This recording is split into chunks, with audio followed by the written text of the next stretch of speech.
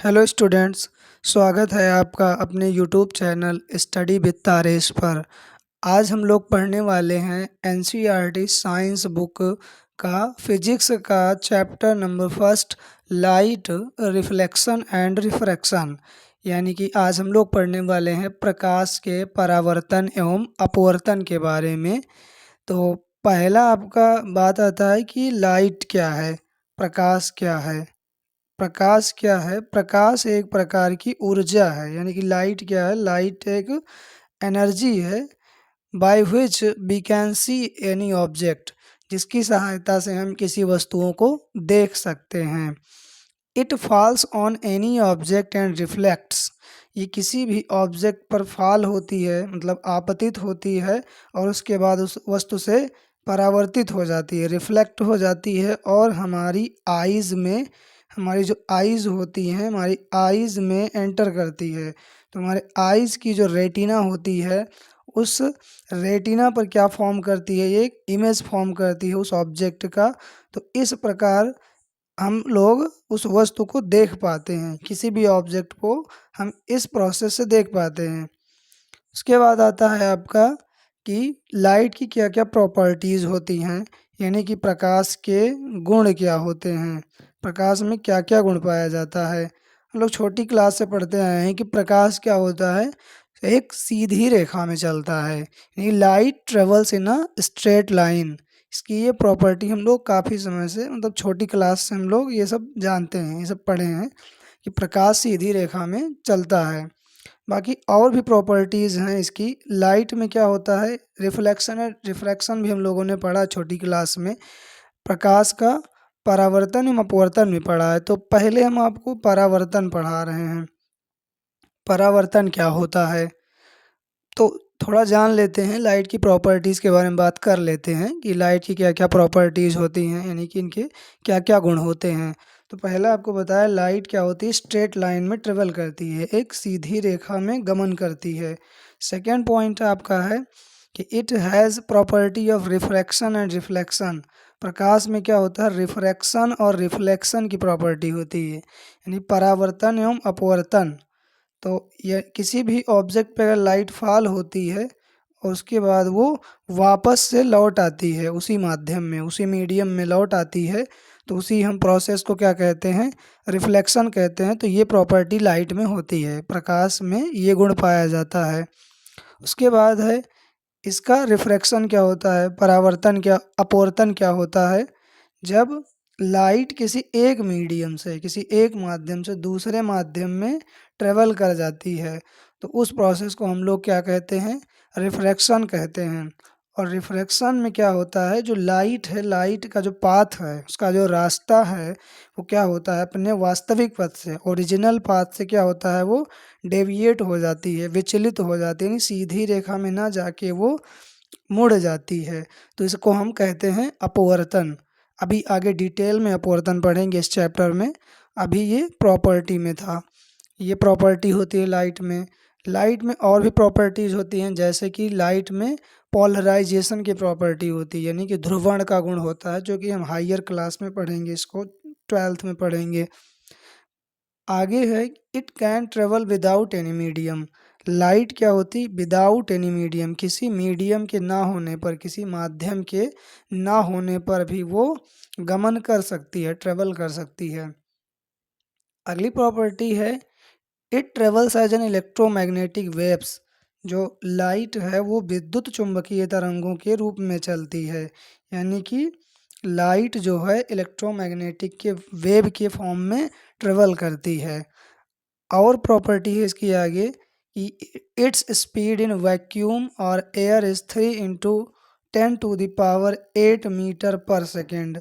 Light की जो speed होती है वो होती है 3 × 10⁸ मीटर पर सेकेंड, यानी 3 × 10⁸ मीटर पर सेकेंड।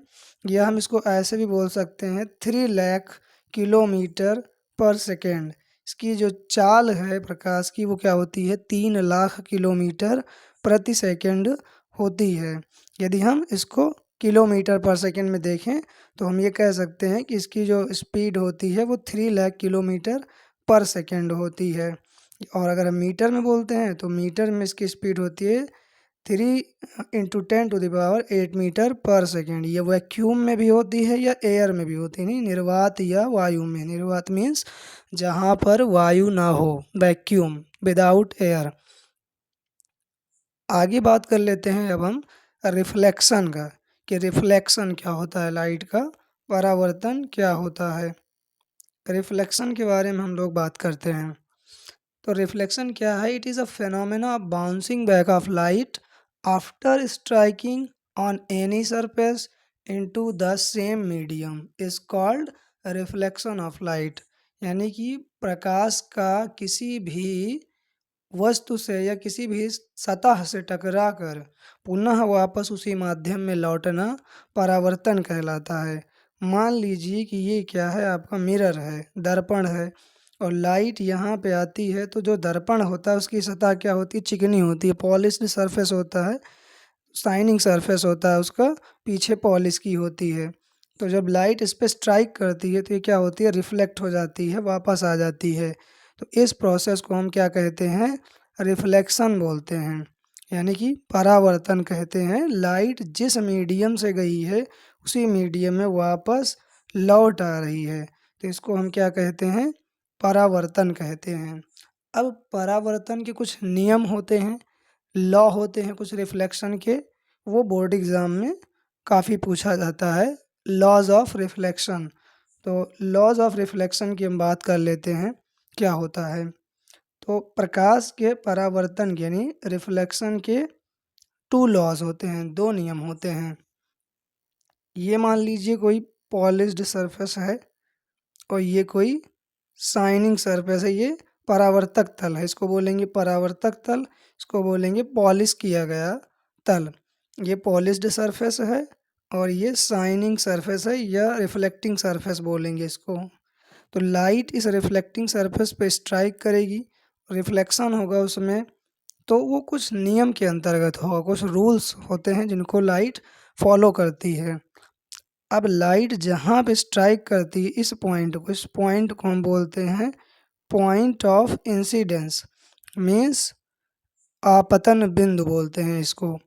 और इस आपतन बिंदु से हम एक स्ट्रेट लाइन ड्रा करते हैं, परपेंडिकुलर लाइन, एक लंबवत रेखा खींचते हैं, इसको हम बोलते हैं नॉर्मल, अभिलंब बोलते हैं इसको हम। इसको क्या बोलते हैं, अभिलंब, इसको अभिलंब बोलते हैं। ये जो लाइट इंसिडेंट हो रही है, आपतित हो रही है, इसको हम बोलते हैं आपतित किरण, इसको बोलते हैं आपतित किरण, इंसिडेंट रे। इस पॉइंट को बोलते हैं पॉइंट ऑफ इंसिडेंस यानी आपतन बिंदु।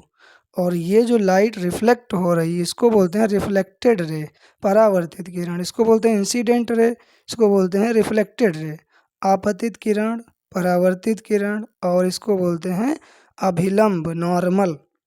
अब ये जो लाइट इंसिडेंट हो रही है ये नॉर्मल से कुछ एंगल बनाती हुई इंसिडेंट हो रही है, तो इसको हम बोलते हैं आई, एंगल आई, इसको बोलते हैं एंगल ऑफ इंसिडेंस, आपतन कोण।